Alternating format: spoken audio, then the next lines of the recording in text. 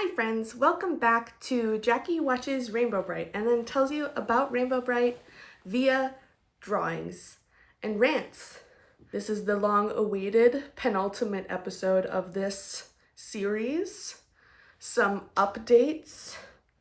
I do want to acknowledge that in March, the creator of Rainbow Brite passed away. She was, I believe, in her 70s. Her loss was felt around the world and the community, and I, of course, will go on to preach her legacy of just keeping the world a colorful and bright and awesome place. Also, I do want to update. So as you know, I have a Rainbow Brite that my cousin and friend of the channel gave me. And then on my own, in the Ohio Valley Antique Mall, I found this gentleman, a red butler, in pretty good condition.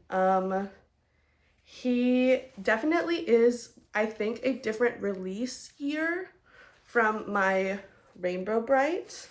She has more articulated joints, and it feels like there's like an armature or something in there, like something sort of plastic thing in there that so she can like hold her positions. And this guy just has like a cloth body, but yeah, he has like some Velcro on his hand. I think this line of the Color Kids dolls came with like sprites or something like that. I don't have that, but I did find this guy. He's in great condition, not missing any hair. His clothes aren't dirty or anything, not falling apart. And now they can be together and I can make them kiss. I won't do that on camera because that's not this kind of channel, okay? But unfortunately, this does mean that I am a collector now because I have two. And I'm gonna be looking out for the other ones. This has been a long intro of just me talking about my red butler. These episodes today are another sort of one of the more important ones as to why I decided to start the series. Throughout my voiceover that I recorded, I referenced a particular US constitutional amendment a few times. I looked it up after recording the voiceover, obviously, and I am talking about the 25th Amendment. That's the number, and so if you want to read it, you can read it. But the gist is that if the president is deemed unfit, then the vice president can swoop on in and take over the country until the president is deemed fit again. But I am not a professional in the law, so take what I say with a grain of salt. This is a Rainbow Brite video. It's not a video about the government. Or is it? Eagle-eyed viewers will recognize that I did draw this in March and am releasing it in July. If that tells you anything about my work process, I don't know what else to say. So I'll send you off to my drawing and you can hear about these next two episodes in the Rainbow Brite series. Woo! First things first with the drawings. I'm going to be honest, I kind of struggled a little bit with this drawing. I had a bit of artist's block because I wanted to do something related to the parade that happens in the second episode that we're going to talk about. They do a parade in Rainbow Land, and the Color Kids are all in a marching band. And as someone who was formerly in a marching band, I was really inspired and I wanted to do something with that. And that kind of sequence always makes me think of the opening credits to Robin Hood, the Disney's animated Robin Hood. And so that was sort of the inspiration that I'm drawing on, is sort of just this very flat horizontal image of the characters marching across the page with a little more accurate marching band uniforms. I drew inspiration from mostly, I think, the cadets and the I'm completely blanking on the name. They're based in Boston. Cavaliers, maybe? That has more of like a classic marching band military look. And I also wanted to do a little bit better with the instruments and the way they were holding them. It's not completely inaccurate in the episode, but let's just say when you have experience, you have experience. I also wanted to add in a little sprite just for some height variation, and I really enjoy drawing the sprites. Okay, into the episodes. So the first episode is Chasing Rainbows. We open up in the pits. It's nighttime, and Murky is irritated with Lurky's snoring. Some shenanigans ensue, and he gets cartoonishly knocked into a bookcase, where a book falls on his lap and opens to a page where Murky reads, "The best way to deceive someone is with the person they trust the most. They will always believe their most trusted friend." Crazy thing to put in a children's show. But anyway, Murky sort of deduces that the best way to trick everyone in Rainbow Land is with Rainbow Brite herself. And this is sort of where the base of my concerns about Rainbow Land's government functions have started. And you'll see what I mean. The next morning, we see that Murky has created something, but they need star sprinkles. So Lurky drives into town to get star sprinkles. Back in Rainbow Land, it's revealed that it's spring cleaning time and everybody's cleaning. We get not the first Tickled Pink appearance, but a more prominent appearance of the character Tickled Pink. And Twink, he's slacking. He's not cleaning, even though in every other episode he's like, "Guys, why aren't you working? Work, work, work, work, work." It's me, the capitalist Twink. So Lurky gets star sprinkles. He steals them from somewhere. And we go back to Murky, and he has revealed that he created a robot, Rainbow Brite, who has sort of like a wind-up key on her head. And I think we miss the big joke here that we can call her Robo Brite, which is how I'm going to be referring to her for the rest of the episode, because it gets a little confusing, kind of on purpose. Back in Rainbow Land, a group of people go to the color cave to get more color crystals. Rainbow delegates Twink to stay there to make sure that they can get enough crystals to finish spring cleaning. And Twink immediately becomes the most toxic and insufferable middle manager ever because he's a capitalist at his core. I think after doing these episodes, I realized how much I dislike Twink as a character. But, he's cute and he's a great mascot, so what are you going to do? This is where Murky and Lurky swoop in and put Robo Brite outside of the cave where Twink is. They wind her up, and then she like spurs to life, and talks in a very funny, like, monotone kind of speech. And Robo Brite tells Twink to take all of the crystals to the pits instead of the color castle. She then walks away and crushes some of the crystals, and Twink says that these crystals must not be strong as they used to be, or Rainbow Brite put on a lot of weight over the winter, which I think is an insane thing to say in the modern age. But I don't know, because, like, was this less unhinged in 1986? Because this is such a crazy thing to say. Then we get Moonglow walking up the mountain with Night Sprite, and they run into Robo Brite, and she tells them the same thing, to take the color crystals to the pits instead of the color castle.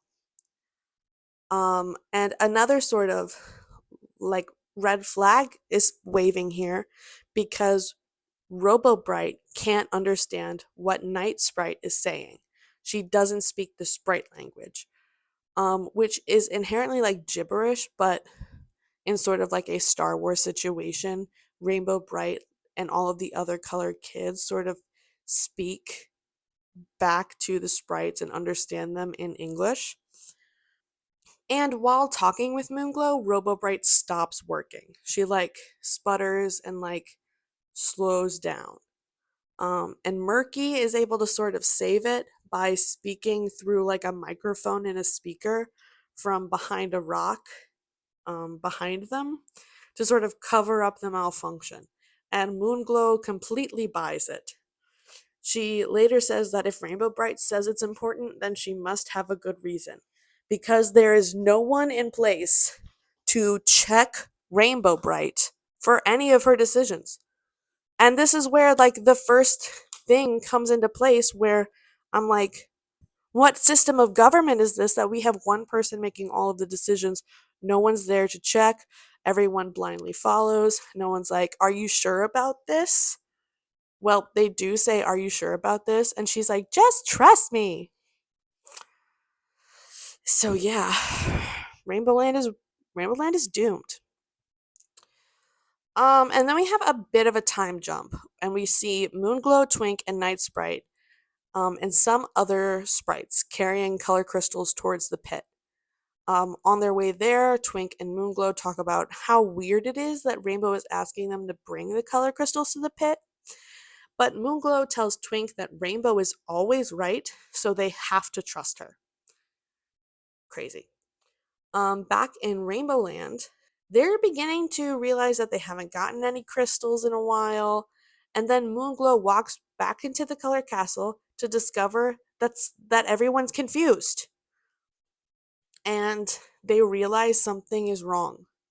Then Twink comes in and they tell Rainbow Brite, the real Rainbow Brite, about how she told them to put the color crystals in the pits. And Rainbow Brite low-key has a freak out. And now it's time for all of us to say one line of exposition in a circle. This is starting to sound like one of Murky's tricks. Now we've got to figure out how to get those color crystals back from the pit. But Rainbow, that's the one place you can't go. Your powers don't work there. I'm going to have to think of something. On his way back to the color caves, Twink runs into Red Butler, though it's not really that important. Just so he can say where he's going out loud. Where are you going in such a hurry, Twink? I've got to get more color crystals for Rainbow. And Murky and Lurky can overhear from their favorite spot to eavesdrop, the bushes. Murky and Lurky then deploy Robo Brite as Twink enters the color cave, and she tells him to bring more crystals to the pits, and then stops working again. And Murky can't save it with his microphone and speaker because the speaker's busted too. Murky then just lobs a rock over to Robo Brite to hit the wind-up key in the back of her head to get her to work again. And Twink still believes the robot, but he seems like really half-hearted about it. But he still follows through even though Rainbow Brite earlier had like a freak out about him putting the color crystals in the pits.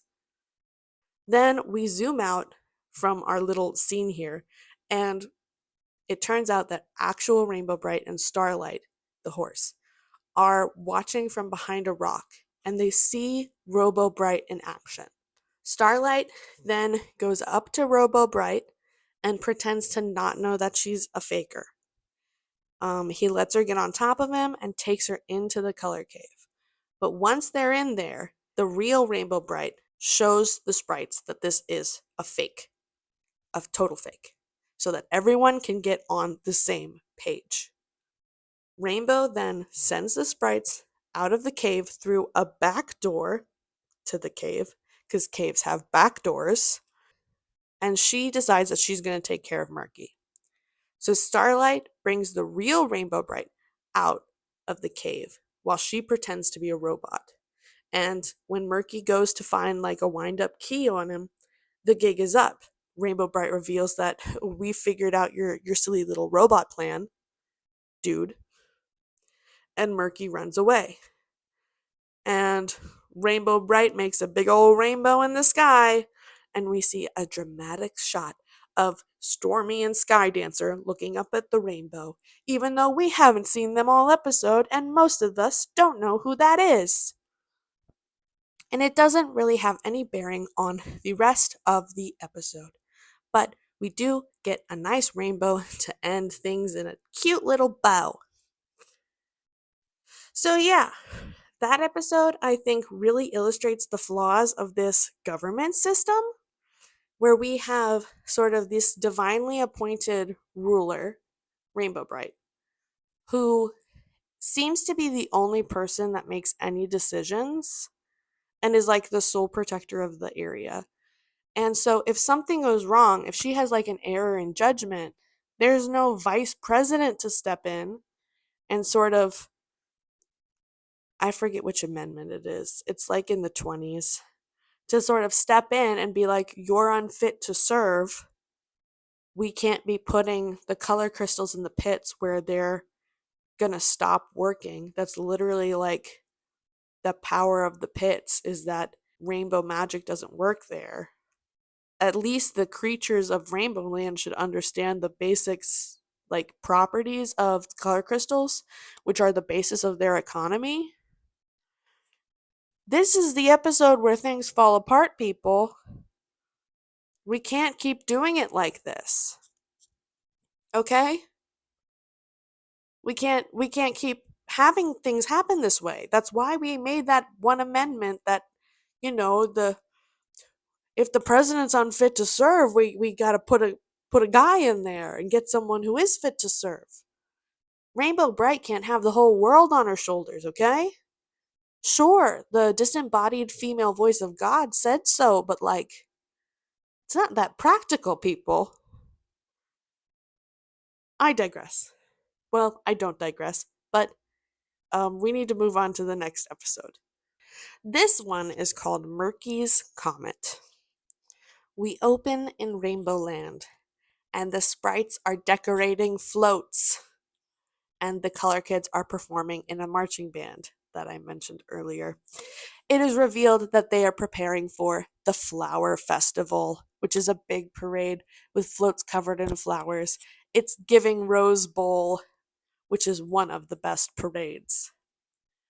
Rainbow Brite is not participating in any of this preparation, but she is instead spying on everybody with a big telescope that Shy Violet invented. But while scanning the horizon, she sees a spaceship fly by, and then it's gone. But she says she's going to check on it later, and we just have to trust her.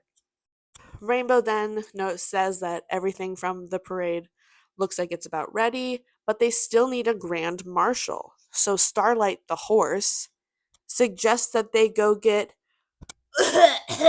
Brian, my absolute least favorite character next to Twink. And the color kids agree, which doesn't track with their past opinions of Brian. If we remember from the end of the Brian saga, they were all just sort of mildly okay with him, regardless of how Rainbow Brite felt. So Rainbow then leaves with Starlight to go get Brian to be the grand marshal of their parade, which doesn't make any sense at all. Brian has not done anything for them. He only causes problems, and then he shows up and he's like, "Where's my hug?"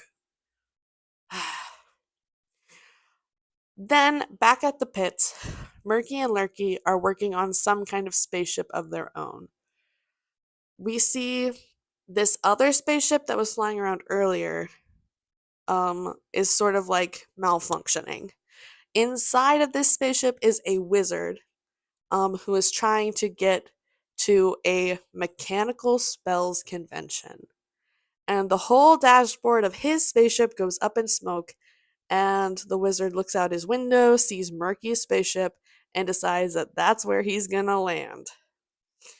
And this wizard is dressed almost exactly like Mickey in Fantasia. White gloves and all, he has the blue hat, the red robe. This is the Disney Fantasia Mickey. And right before the wizard crash lands into Murky's stuff, Murky says, if I had one wish, I'd wish to destroy the color cave, and then they would have no way of making colors.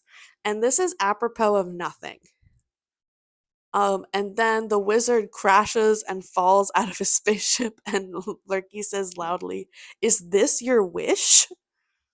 And the wizard overhears and replies that he's there to grant a wish.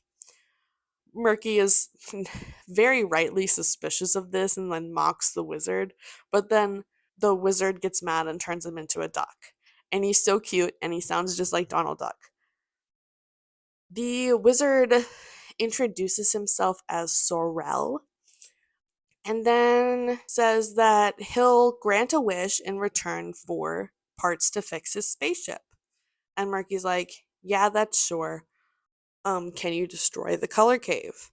And the wizard does have some sort of recognition of what the color cave is, before going on like a rant about changing with the times and adapting to technology that to me is just oh so familiar.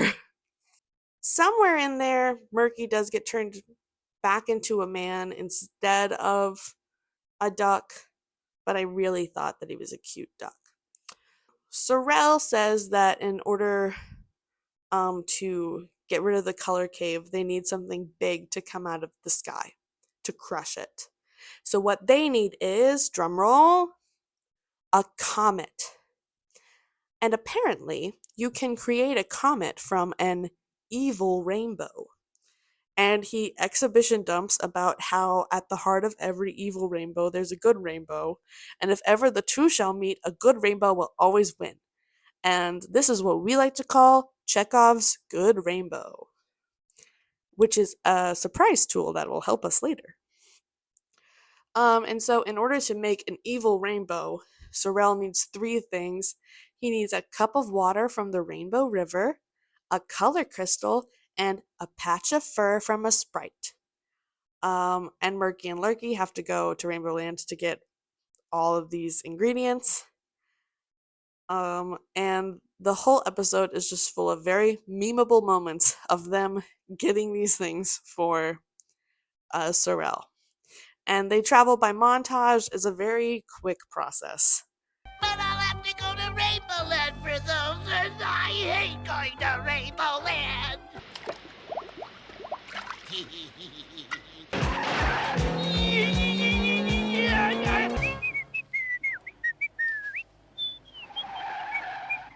Back at the pits, they create an evil rainbow. And we're only like midway through the episode, I think. Actually, it's probably like a little more than midway, but this happens pretty quickly. They make an evil rainbow and it goes off into space and instigates a comet, which is going to hit at high noon, according to Sorrel. Back at the Color Castle, the Color Kids discover the comet is coming straight for Rainbow Land, and they do this by looking through the big old telescope we saw earlier. And they don't know what to do, so they try to get a hold of Rainbow Brite via the Rainbow Alarm, which is apparently a thing they have. But Rainbow Brite is on her way back from Earth with Brian. So she gets the alarm, she heads back.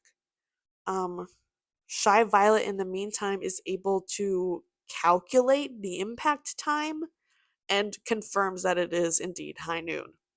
And we zoom in on like a preschool clock, and we see it's about 11:55, which seems like a really fast comet. Like, I don't really know how fast things move in space, but I was under the impression it wasn't that fast. So the wizard takes this as his cue to leave, and when he's looking out the window, Lurky notices that the comet is really big. Big enough to destroy all of Rainbow Land and the pits.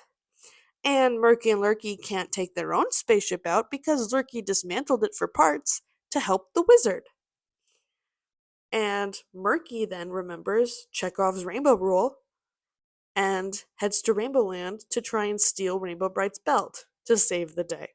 As Rainbow is just looking up into the sky. They do a drive-by and swipe it. It's literally that easy. Even though, like, the first few episodes were just Murky trying to get this belt. And, Lurky ends up crashing the car, and Rainbow Bright just walks back up to him and gets her belt back. The clock then strikes 12 o'clock, and the comet, which I think looks kind of like a flaming egg, is right on top of them. So Rainbow Bright uses her belt to make a good rainbow to intercept the comet. And it explodes in a bunch of fireworks, and everybody celebrates. And they have a big, beautiful parade, and Murky and Lurky participate. The end. Yeah, so, I don't really know that much about space. I did watch Project Hail Mary, but they did not get into comet physics. So maybe I'll have to contact an expert. But I don't think that that's how comets work. But also, this is a world with magic. So it's unclear if that is gonna hold up anywhere. I do know that the movie Rainbow Bright and the Star Stealer has a good chunk to do with space, so maybe I should read up on space before we get into the movie. And then a little bit of trivia for this episode is that there is a continuity error with what instruments the Color Kids are playing at the beginning and end of the episode. Specifically, Canary Yellow and Patio Green. I think it has to do with who's playing the flute and who's playing the clarinet. And they are very different instruments. The flute is like a woodwind, and though the clarinet is technically also a woodwind, it is a reed instrument, and reeds are very different from flutes, and how you make noises with them, it's very different. I would know as a former flute player, and as someone who has attempted to make noise on a reed. It's different. You have to move your mouth in different ways. This episode does not have as much just disregard for the way governments work, but I think that that's mostly because they really are focusing on this wizard and the comet. So I have to sort of take a backseat to this one because I don't think that comets work that way, but I don't want to be a definitive answer for this. Yeah, so that's all for these 2 episodes. Well, enjoy the drawing, and I will be back.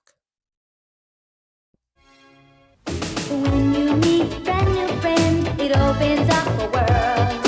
A world whose brightness never ends. It opens up a world. There are rainbows to be found there. If you just take a look around, they're making brand new friends. So they're shining light in every face. Shines for all to see to make the world a brighter place. Rainbow bright and me, so they're shining light in every face. Shines for all to see to make the world a brighter place. Rainbow bright and me. Welcome back to the real world. So yeah, crazy times, crazy times. I think that the Color Kids and the people of Rainbow Land need to set up a constitutional government with maybe a little bit more ground rules and sort of logistic stuff to help them work through any more murky schemes that seem to work even though they shouldn't. But also, this is a cartoon. So thank you for watching. The next episode is going to be the final episode of the normal Rainbow Brite series. There are only 2 more episodes left in the regular series. And then I'm going to do a big finale with the Rainbow Brite movie, Rainbow Brite and the Star Stealer. If you have suggestions for what you'd like to see me draw or any other medias that you think I should get into, because after Rainbow Brite, I don't know what I'm gonna do. I mean, if you look around me, you might have an idea of what I could be doing, but I don't really want to pigeonhole myself into just greeting card properties. I'm open to other people's thoughts. In between my videos, you can watch Chair's videos. He releases on a regular basis. I try to, keep some kind of loose schedule. All right, that's it for this installment. I will see you next time in probably another 80 billion months for the finale of the regular season of Rainbow Brite with Jackie. In every face, shines for